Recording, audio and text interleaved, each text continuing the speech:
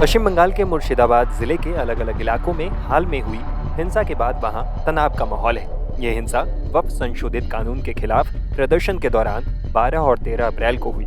इस दौरान जिले के सूती, धुलियान और जंगीपुर इलाके में जमकर पत्थरबाजी, तोड़फोड़ और आगजनी की गई। इस हिंसा में 3 लोगों की मौत भी हो गई है। हिंसक भीड़ ने पीट कर पिता और बेटे की हत्या कर दी। उनकी पहचान हरगोविंद दास और चंदन दास के रूप में हुई है। वहीं हिंसक प्रदर्शन के दौरान 21 वर्षीय इजाज अहमद को गोली लग गई थी। उसे अस्पताल में भर्ती करवाया गया था, जहां इलाज के दौरान उसकी मौत हो गई।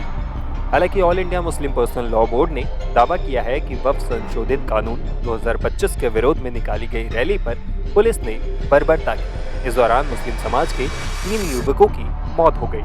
बोर्ड के जनरल सेक्रेटरी मौलाना फजलुर रहीम मुजादिदी ने यह दावा करते हुए पश्चिम बंगाल सरकार से मांग की कि वो इस मामले में जिम्मेदार अफसरों पर सख्त कार्रवाई करे।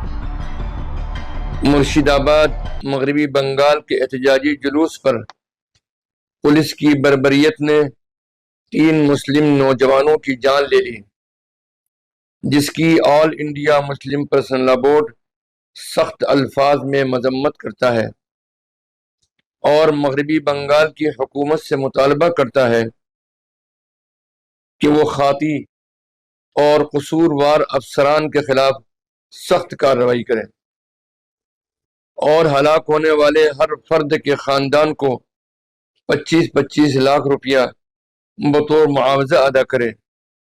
नीज़ पुलिस को सख्त ताकीद करे कि वो किसी भी एहतजाज से निमटने में इंतहाई तहम्मुल, ज़ब्त और सब्र से काम लें।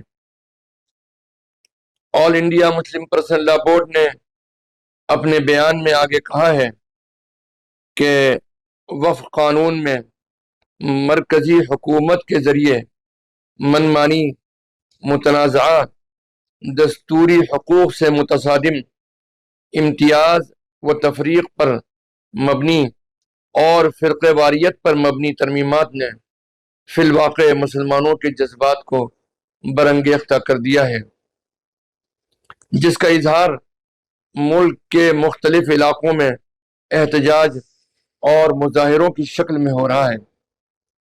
हम जिम्मेदारान बोर्ड मुसलमानों, बिलखुसूस हमारी नई नस्ल के उन जज्बात को कदर की निगाह से देखते हैं, मगर उनसे अपील भी करते हैं कि वो जोश के साथ होश का दामन न छोड़ें। वो बोर्ड या किसी जिम्मेदार जमात के तहत ही कोई सरगर्मी अंजाम दे, इस बात से पूरी तरह चौकन्ना रहें कि शर पसंद अनासिर उनकी सफ़ों में शामिल होकर इंतशार और बदअमनी न पैदा कर पाएं। हर कसो नाकस और अजनबी अफराद की कॉल पर लब्बैक न कहें, जब तक कि बोर्ड या कोई मोतबर दीनी तंजीम कोई कॉल न दे। इस पर बिल्कुल तवज्जो न दें। जिन रियासतों और शहरों के हालात साजगार न हो, वहां कोई रैली और जुलूस न निकालें, मुजाहिरों वगैरह में इश्तिआल अंगेज नारे न लगाएं। याद रखिए, हमारी कामयाबी इस बात में ही मुज़मर और पोशीदा है कि हमारी पूरी तहरीक पुरअमन और कानून के दायरे में रहे। हम कोशिश करें कि हमारे प्रोग्रामों में और हमारी सफ़ों में इंसाफ पसंद बिरादरान वतन की हर वक्त एक बड़ी तादाद मौजूद रहे। हम इस मसले को कभी भी हिंदू मुस्लिम मसला न बनने दें। अल्लाह सुब्हानहू व तआला से अपने ताल्लुक को मजबूत रखें, उसी पर भरोसा रखें और उसी से इस्तिआनत तलब करें। हम अगर अपनी तहरीक पुरअमन और कानून के दायरे में चलाएंगे तो इंशाअल्लाह कामयाबी बिल आखिर हमारे कदम चूमेगी। अल्लाह सुब्हानहू व तआला हमारा हामी और मददगार हो। आमीन सुम्मा आमीन। इधर इजाज अहमद की मौत से उनके परिवार में मातम पसरा है। उनकी मां का रो रो कर बुरा हाल है। इजाज के भाई ने कहा है कि उसके भाई की मौत गोली लगने से हुई, लेकिन उन्हें नहीं पता कि गोली चलाने वाला पुलिस वाला था या प्रदर्शनकारी। अच्छा बात ऐसे दुख हूँ मैं वो इसका 1 साल का लड़की है, उसका क्या होगा? सरकार कुछ करिए तो खूब अच्छा होगा। कैसे मारा गया? गोली से मर गया। वकाबिल का आंदोलन चल रहा था, वहाँ पर वो मामा का घर पर आ रहा था, वो देख रहा है तो बहुत लोग है वहाँ पर, बैक हो रहा था, पीछे में कौन पुलिस मारा कि पब्लिक मारा समझ नहीं आया कौन गोली मारा।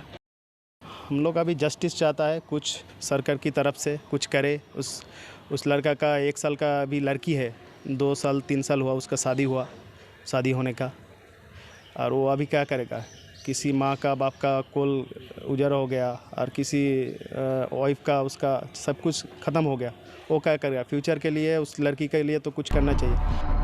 वहीं हिंसा पर सीएम ममता बनर्जी ने कहा कि सभी को शांतिपूर्ण तरीके से प्रदर्शन करने का अधिकार है, लेकिन किसी को भी कानून अपने हाथ में नहीं लेना चाहिए। ममता ने लोगों से धर्म के नाम पर गैर धार्मिक गतिविधियों में शामिल न होने का भी आग्रह किया। उन्होंने लोगों से किसी के भी उकसावे में न आने का आग्रह किया। इधर पुलिस ने दावा किया है कि मुर्शिदाबाद में कानून व्यवस्था की स्थिति काफी हद तक कंट्रोल में है। 2000 परिवार पलायन कर गया, यहाँ से चला गया कैसे जगह में। आप लोग भी क्या महिलाओं बच्चों को भी अन्य जगह हाँ, भेज रहे हैं? हाँ भेज रहे हैं। क्यों? क्योंकि पुलिस का कोई आश्वासन नहीं मिला है, पुलिस का कोई हमको सपोर्ट नहीं मिला है। साथ ही खबर और भी हम सुन रहे हैं कि शमशेरगंज थाने इलाके में एक हिंदू परिवार के पिता और बेटे की भी जो हत्या हुई है, तो अब जो है हत्या भी की जा रही है यहाँ पर। एकदम हुआ है। ये लोग का सोच कुछ अलग है, मालूम नहीं कि कैसे ये ऐसे हुआ है। और ये जो इंटेलिजेंस फेलियर है, सबसे बड़ा चीज है इंटेलिजेंस फेलियर। जो स्टेट है उसके पास इंटेलिजेंस रहता है। बस मंगलवार को ही एक यहाँ से 35 किलोमीटर दूर एक इंसिडेंट हो गया है, उसके बावजूद अगर ये प्रिकॉशन लेते तो ये दिन देखना नहीं पड़ता हम लोगों को। पूरी इनएक्टिव रही, एकदम इनएक्टिव। ये परिवार जो है सबका एक ही कहना है कि यहाँ पर कई ऐसे परिवार हैं, हिंदू परिवार, जो पलायन करने पर मजबूर हुए हैं, और वो इसलिए क्योंकि हम आपको तस्वीरों के माध्यम से दिखा रहे हैं कि हिंदुओं की दुकानों के साथ और घरों के साथ किस तरह से जो है हमला किया गया है। आप देखिए, ये भी एक हिंदू भाई की दुकान थी, लूट ली गई, यहाँ पर सामान भी लूट लिया और जो है तोड़फोड़ भी कर लिया।